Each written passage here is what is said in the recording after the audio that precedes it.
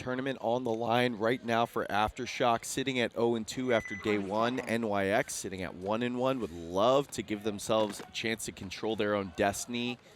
You go 3-1, you're playing on Sunday. For Aftershock, best case scenario, you're 2-2, and you're going to have to play the margin game a little bit. So Aftershock here, point number 1, going to be starting from the red side, and New York Xtreme drastically improving their chances of not getting relegated by winning a game yesterday. And on the break, looks like New York Xtreme is going to be a little bit more proactive, getting a body up the middle early. As first body to drop is going to be Clay Hughes taking the walk. I love that Clay Hughes got the start. I feel like he earned the start with how he played in some of those attempted comebacks yesterday, but the first to walk off. So it's a 4-on-5 situation here in favor of New York Xtreme. Still doubling up that back center. Harris wants to get out of there, and they're going to win a gunfight on Connor Kelly. So Connor Kelly taking the walk, dying from that South Electronics can. Now it's 3-on-5. Yeah, that's been the issue with Aftershock so far at this tournament. Clay Hughes made the snake off the break, but died in transition. Connor Kelly losing a gun battle, so 5-on-3, advantage NYX.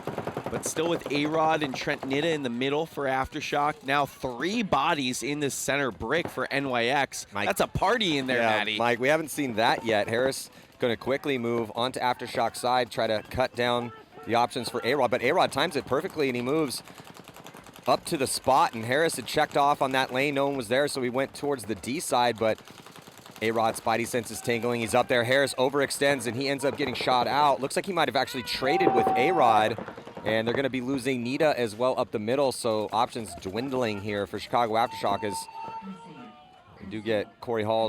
Was that Corey? No, Parrish? Yeah, Parrish to get out wide. Didn't matter, though. Concession. Got to preserve the time. These points running really long out here.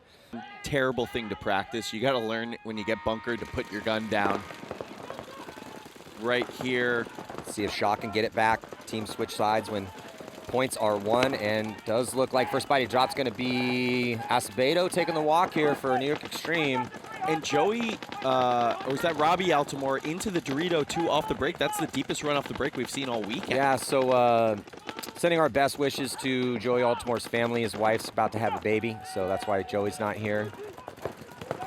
Nice job, Robbie Altamore into the Dorito 2 off the break, about to become an uncle again, perhaps, but not getting it done for Aftershock now in the Dorito 2. Yeah, advantage here, Shock. So now they got to tighten up, stay alive. Yeah, Hennessy taking the walk as well, too. Running referee going to come in as the push up on the D side. Trade, and Harris is going to get shot. So a couple quick ones out here this morning. Yeah, nice job by Robbie Altamore. Good play call, Todd Martinez. I think that, I'm not sure who that, is that Ryan Hoskinson who traded with Kalea in the middle there? But nicely done by Aftershock. Put a point on the board here. And then New York Xtreme, after getting relegated, Harris takes over the team, ML Kings in their spot, and puts together a pretty talented roster. And finally able to put a win on the board here day one yesterday. So jumping into point number 3 here, 12:38 to go, and on the breakout, looks like a 5-on-5 break. A little bit, much better field position here with Clay Hughes continuing to draw the start with how well he played yesterday, and he's immediately, essentially here in Snake 3. Connor Kelly, though, getting a check. He's clean. That's huge. Clay Hughes definitely playing his way into the starting lineup yesterday. I feel like that's kind of changed the dynamic for Aftershock here. Lembo, he played well for, or is that Kalea? It's Kalea into the center brick for NYX. So NYX with that point of emphasis in the middle. That's been their MO out here. Now LJ Parrish getting into the Dorito 1 for Aftershock, yeah, 5-on-5. Aftershock, I like how they're playing today. I mean, they're pushing the issue. Yeah, it's 1-1, but they're getting into these crucial spots earlier than New York Xtreme. I'm sure they watched a lot of tape on New York Xtreme and saw how much they were pushing the issue in the middle. So they're going to have to contain that middle attack with either Harris, Kalea, Lembo.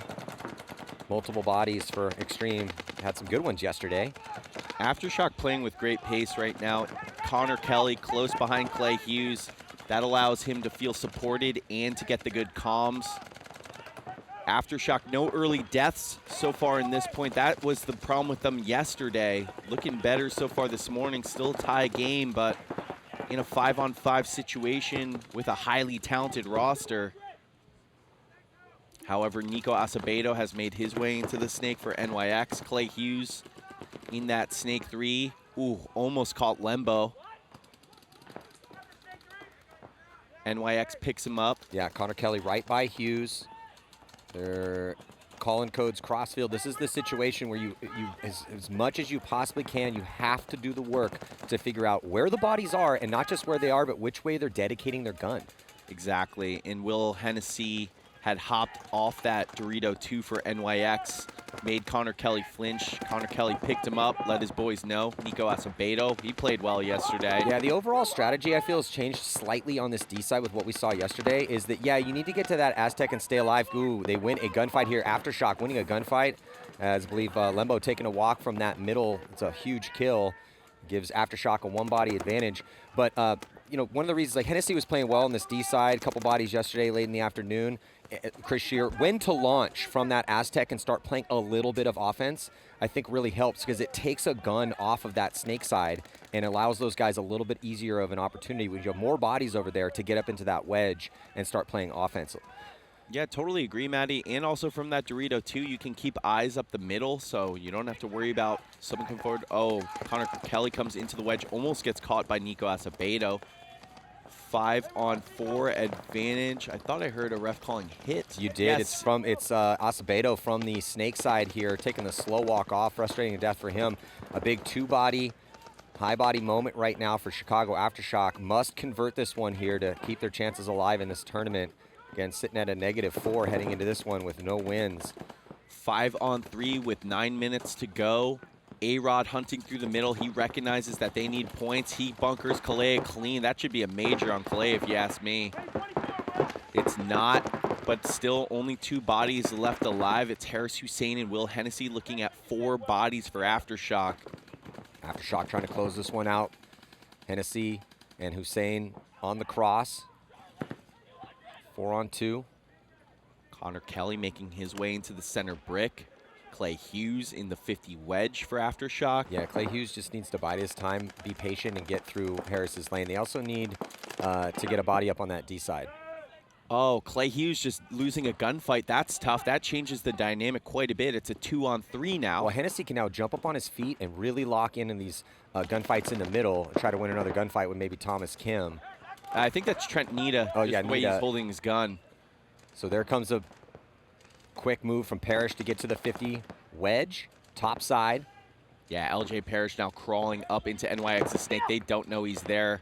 That could be the difference maker, because if he can get it all the way on their side, there's no guns on Parrish. Should be able to win this one. There's no guns on Parrish. No one even saw him dip into there. Yeah, he's so the in center there. players just have to stay alive right now, and then Parrish is going to dice up Harris Hussein. Hennessy still alive, though, 2-on-1. It's Trent Nita and Connor Kelly against Will Hennessy right there. LJ Parrish crawling all the way into NYX's snake 1. He gets Harris, but not Hennessy. Oh, and now it's a 1-on-1. Hennessy wins the gunfight. And to take it to a 1-on-1. Oh, and then Hennessy gets shot. So Chicago Aftershock still in this one. Nice job by Connor Kelly. It was a interesting finish. Aftershock grinding their gears slightly as Harris Hussein and really more Will Hennessy winning 2 gunfights to make that one difficult here for Shock. It doesn't matter. This isn't 10-man. We're not counting live bodies. So Connor Kelly saving that point. If you can, run up the score. Give yourself a chance, even if you, God forbid, lose that last game. Yeah, margin more important for them, right? Yep. Because they're sitting at 1-1, and if they drop this next game, a big win here would be huge for them. So 5-on-5 break. Shock with the lead. 7:24 on the clock. Nita's going to launch up the middle very quickly, though. If that's Hughes again, man, Hughes has just been omnipresent in that snake 3 position. Yeah, that is Hughes. And they also sent LJ Parrish out to the corner. So Aftershock able to get wide without any difficulty so far against NYX. That's been a huge factor in this game. Aftershock with the wide presence and living the first 30 seconds with all 5 alive. Yeah, that's why I like how these game plans and the execution on it. They're getting up on the snake side, or on their snake side, quickly with Hughes. He's getting into snake 2 or snake 3 right off the break, essentially, and then they're getting out wide and up on the D side. So it's looking good here for Shock. It's Raymond Bucco getting into the snake for NYX. New pickup out of Johnston, Rhode Island. Like seeing him get the spin after Nico Acevedo died early in that last point. NYX sitting at 1-1.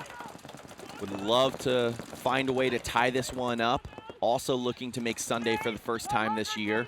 Both these teams so hungry right now. Yeah, Aftershock does need to try to run the score up if they can find a way to win this one. They have 6 minutes and 15 seconds left. The -4 heading into today, and they have to play AC Diesel next. So definitely positional advantage for Aftershock. Aftershock, I'm sure, aware of the situation, needing points here. A win is great at 0-2, but gonna have to erase that 3-0 defeat to the Tauntauns if you want to play tomorrow. Kalea now making a move across into that mini wall. That's gonna make it harder for Clay Hughes to go forward into that 50 wedge. Meanwhile, Trent Nita making sure Buko can't come forward. Yeah, and just tucked into their spots right now, talking it up. Shock, rolling guns. They are thinking about making moves on that snake side, though. Yeah, Tower looks like he wants to get, or the can looks like he wants to get across. The mini wall looks like he wants to move up. yeah, I heard really good comms. I don't know from who. It's like, hey, help Trent get up. You know, letting Trent Nita get forward. Now he's hunting in that center brick is Trent Nita for Aftershock. Yeah, and also Thomas Kim filters into that wedge. Josh Taylor calling caution 200, worried about a forward Dorito presence. Trent Nita backing off, trying to get eyes on Ray Buko and the snake for NYX. So this is that situation where if they could get Parrish up a little bit, it would start to take a little bit of pressure off those three bodies from Nita on over to Hughes. The issue is that there are multiple guns looking towards LJ Parrish. Yeah, he's got to go through Hennessy and Josh Taylor right now. Connor Kelly filtering across into the snake. Ray Buko does come forward into the snake 3 for NYX. Thomas Kim does have his gun that way, so Buko not going to be able to come forward uncontested into the 50 wedge. Josh Taylor engaging Clay Hughes snake way. Now Kalea filtering up into that snake side wedge. Buko on the wrap from the snake 3. He looks like he wants to take a bump if it's available. Yeah, Mike Buko definitely looks like he wants to get across. He checks up on the lane and stays there. Running referee coming in to check out the Aztec D side on Hennessy. Hennessy's clean. Taylor up in the middle, talking nicely and just putting his gun to try to keep Hughes from moving up into that 50. He's going to switch back off and try to put some paint downfield here on the D side to keep LJ Parrish from moving out of that back corner. It's 2 in the snake 3 for Aftershock. Connor Kelly went in there to get Clay Hughes forward. Hughes does take the move into the 50 wedge. And Taylor had just come off that lane. So if Taylor had stayed dedicated that way, could have had a chance to put a ball on him, but not going to happen. So Aftershock, offensive-minded, playing on their toes on that top side. Yeah, it's just Kalea shooting snake way. Now Thomas Kim retreating to the wall. Hughes ripping that bounce shot off the pin, trying to get one to zip in on Josh Taylor. Josh Taylor feeling the heat in that center brick. Nita looks like he wants to come get him. Yeah, they're pumping tons of paint on the bounce shot off the pin. It's not going to work, and here comes Nita. Nita's going to get blasted, though, before he gets to Taylor. No penalty going to be assessed, though, but grinding their gears trying to crack through this line. Chicago Aftershock losing a crucial body. Really nice move by Will Hennessy. He dipped out just in time to catch Nita on the move through the middle. Yeah, Hennessy's been playing well for New York Xtreme, so it's a 4-on-5 situation as LJ Parrish moves up into D2. Connor Kelly dips into the inside, gets to the wedge. Hughes still alive at the 50. I mean, it's interesting because Aftershock's playing like they're down, even though they're up, but they know that they need as many points as possible with the upcoming battle against AC Diesel. Yeah, Clay Hughes backing up, trying to get Josh Taylor off the field. Josh Taylor is really the safety valve right now for NYX. Up a body, down a point. Aftershock not content with their 1-point lead. They want to get another one on the board if at all possible. Paint going to be an issue as we hit 2 minutes on the clock. With another longer point out here. Everyone needs to carry about a case of paint out on their backs. LJ Parrish is down to his last pod. Thomas Kim's low. Ray Buko, Kalea, and Josh Taylor holding it down for NYX right now. Thomas Kim has pushed on over into the door, little mini brick, and Connor Kelly at the wedge, posted up. Ray Buko's going to have to find a way to make a move forward. If you're NYX, you can't confused by the way Aftershock's playing the pace. Aftershock has the lead here. Yeah. We're talking about margin, but in the match, NYX is down. Yeah, NYX is, that's why it was kind of funny, because NYX is playing this one, locking up these lanes with Shock, pressing the issue.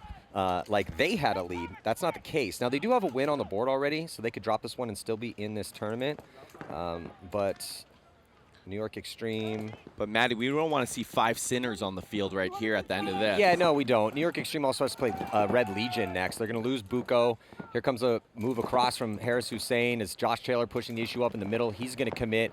Tries to come through, get a shot on Hughes. He gets blown to pieces by Connor Kelly. Thomas Kim pops the top of 47 seconds left to go, but LJ Parrish is going to get shot. It's going to be a 3-on-2 still in favor here as Harris Hussein of Xtreme. Connor Kelly, Thomas Kim left alive here for Shock. Try to protect the lead with 36 seconds left. Thomas Kim is going to blow up Harris Hussein, but they drop the ball here and don't put a ball on, who's that? It's Kalea. Kalea comes through to trade. We're under a minute. Is the penalty going to be assessed? But it looks like the point is stolen by Connor Kelly. Connor Kelly getting to the buzzer here with 24 seconds left to go as the chaos was going down here on the bottom side of the field.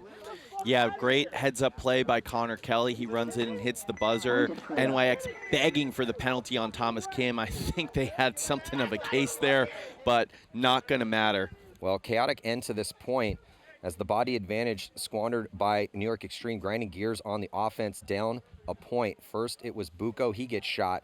And then here comes Thomas Kim, smokes Harris Hussein, but they lost Kalea. Kalea comes through to shoot Thomas Kim. Can't really see when Kim gets shot from this angle. The referee, yeah, if Clay had shot him a little bit earlier, but didn't look like he did. I mean, at least from our angle. Yeah, and this is the hardest game to ref, right? The difference between one guy shooting another is milliseconds. But now, Aftershock with the 2-point lead. They're going to send it here, I bet, Maddie, trying to get another one on the board, even with just 24 seconds left. Sure enough, here comes. Not a full send.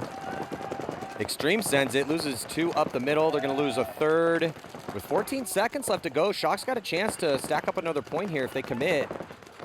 Todd Martinez freaking out on Connor Kelly for not sending it there. Looking at the clock, just 2 seconds left to go. Todd Martinez very upset with his players for not seeing those NYX bodies come off and get on the gas pedal there. Yeah, they had a big high body situation with about maybe 17 seconds left to go, but just didn't commit on the attack.